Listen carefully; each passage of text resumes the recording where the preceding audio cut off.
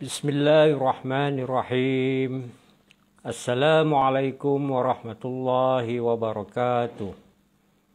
Apa khabar semua sidang penonton ya yang bersama-sama dengan saya Zulhazmi bin Ilyas ya ataupun jurutera pusaka dalam kisah 9 suku malam. Ya, kisah suka dan duka, urus pusaka dan perancangan pewarisan. Satu platform yang disediakan oleh pihak My Pusaka dalam berkongsi segala pengalaman perunding-perunding My Pusaka ya untuk dijadikan pengajaran dan juga makluman kepada sidang penonton insya-Allah. Jadi apa kisah yang akan saya kongsikan pada malam ni ya? Adalah kisah hibah dan at-taharuj. Sebelum saya pergi lebih jauh ya, jadi izinkan saya memberi sedikit penerangan berkenaan dengan definisi hibah dan juga at-taharuj. Hibah ni apa maksudnya? Hibah adalah pemberian kasih sayang ya, dibuat semasa hidup, terlaksana pun semasa hidup. Siapa yang masih hidup? Pemilik harta. Jadi keywords dia dekat sini adalah pemberian semasa hidup. Okey. Apa pula yang dimasukkan dengan at-taharuj? Ya, at-taharuj ni bahasa Arab. Okey, jadi untuk bahasa yang lebih mudah, penerangan yang lebih mudah, at-taharuj ni adalah muafakat. Ya, muafakat waris untuk pembahagian harta pusaka. Apabila kita menyebut harta pusaka, maksud dia apa? Pemilik harta telah meninggal dunia. Kan? Jadi maka timbul persoalan. Di mana letaknya hukum faraid? Kalau ada at-taharuj ataupun muafakat waris. Okey, untuk menjawab persoalan tu ya, untuk mengelakkan salah faham ya, izinkan saya merujuk kepada satu petikan khutbah Jumaat. Ya, khutbah Jumaat yang pernah disiarkan di seluruh masjid-masjid negeri Selangor pada 21 Oktober tahun 2019. 2 tahun yang lepaslah ya.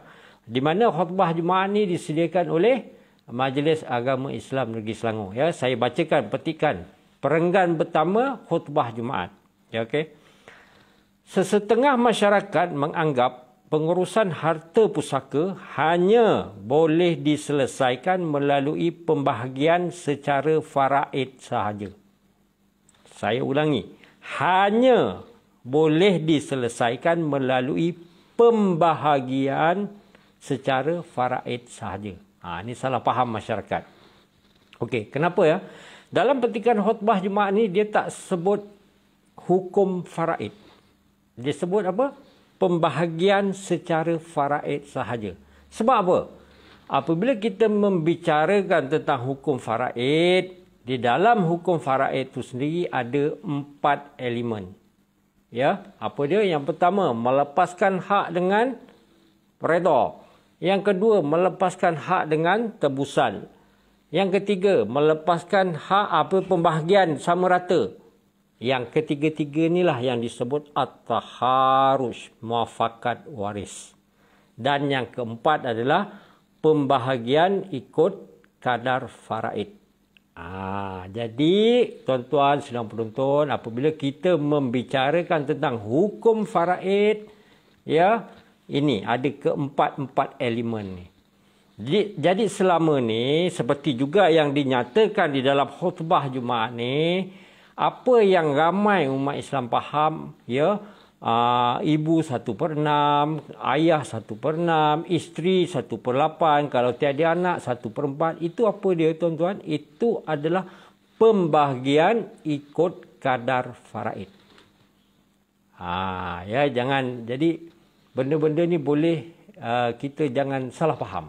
Ya, bila membicarakan tentang hukum faraid, ya, ada unsur elemen at-taharuj.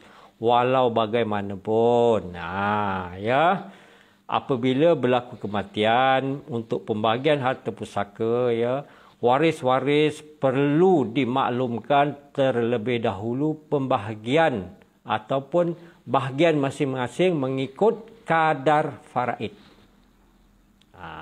Habis apabila mereka semua telah tahu pembahagian kadar faraid masing-masing, katalah mereka berbakat, ya, waris-waris ni berbakat Mengatakan, kalau kita bahagi sama rata macam mana? Boleh. Itu yang wujudnya at-taharush.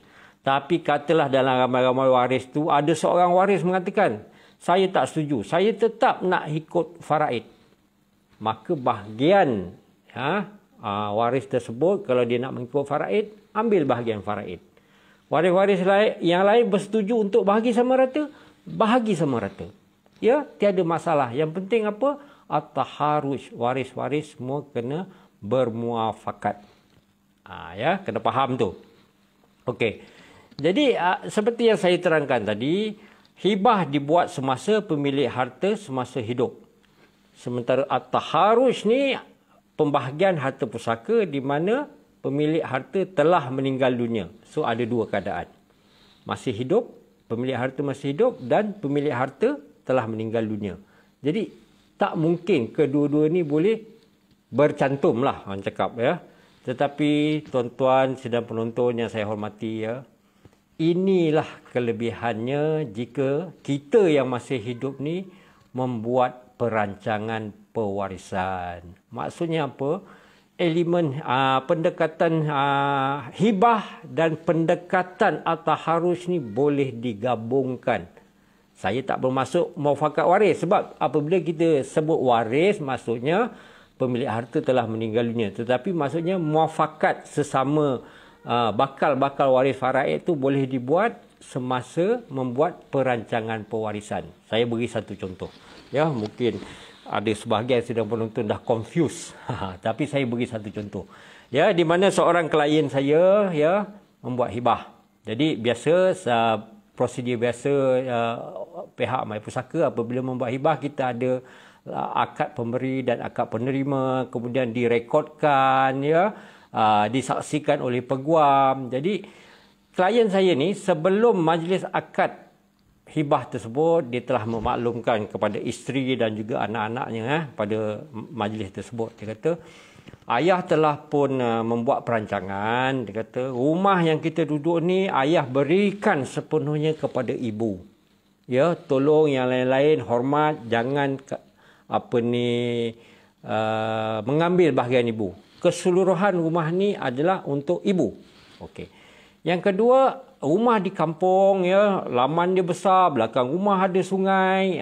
Yang tu ayah lantik alung, ayah berikan kepada alung. Ya, di mana alung menjaga rumah tersebut dan tiap-tiap tahun jadikan tempat berkumpul adik-beradik, terutamanya hari raya. Ya, rumah tu tak boleh dijual. Jadi ayah hibahkan kepada alung dengan pesanan tersebut. Sementara tanah ni untuk angai, tanah sana untuk ni, tanah ni untuk usu ya. Itu perancangan dia. Ya, masa bila dia buat? Semasa dia masih hidup. Di sinilah ya hibah dan juga ada pendekatan muafakat dibuat. Jadi di kemudian hari tidak timbul dakwa-dakwi ya. Jadi sidang penonton yang saya hormati sekalian, apa yang boleh dipelajari daripada kisah pada malam ni ya, semasa hidup ni lah kita boleh membuat perancangan yang sebaiknya. Apa hasrat kita? Ya. Memang betul hibah tu ya hak milik mutlak kepada pemilik harta. Boleh diberikan kepada sesiapa saja ya.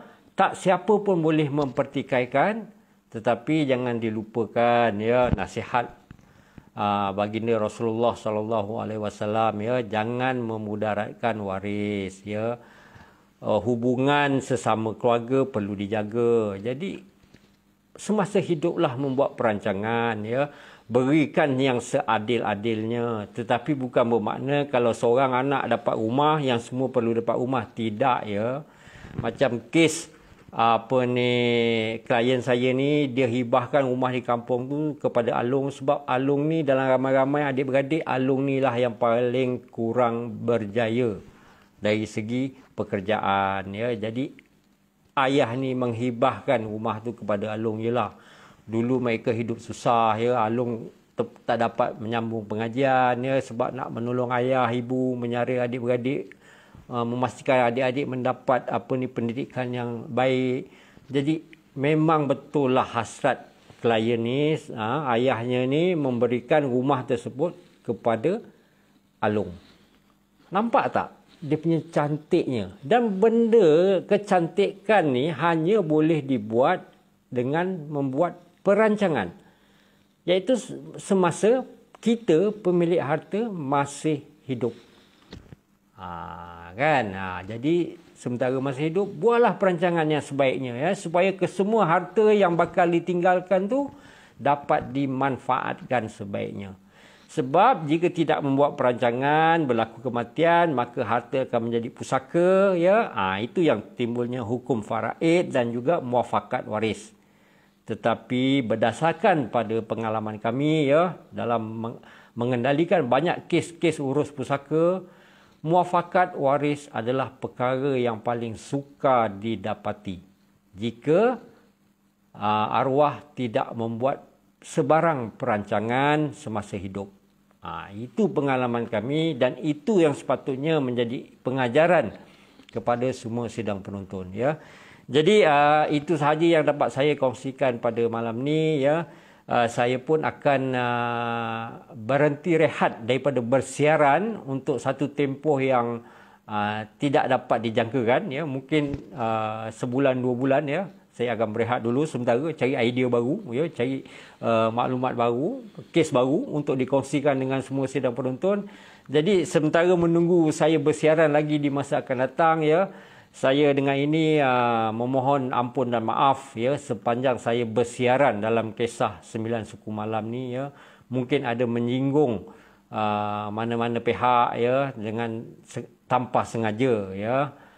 Sesungguhnya yang baik tu datang daripada Allah, yang mana kurang tu memanglah kelemahan saya sendiri, ya. Jadi insya-Allah kita akan bertemu lagi di lain siaran, ya. Jadi tolong kepada sidang penonton, ya, tolong like, share dan follow, ya, FB Live mypusaka.info kisah 9 suku malam. Semoga semua kisah-kisah yang dikongsikan oleh perunding-perunding My Pusaka, ya, dapat dimanfaatkan bersama, ya. Kalau tak dapat menolong orang lain pun, paling kurang pun dapat menolong diri sendiri, ahli keluarga sendiri. Yang penting jangan sampai termakan hak orang lain, ya, termakan harta batil. Jadi sehingga bertemu lagi di lain siaran, saya sudahi dengan wabillahi taufik wal hidayah. Wassalamualaikum warahmatullahi wabarakatuh. Terima kasih. Ya, jaga diri baik-baik, insya-Allah. Amin.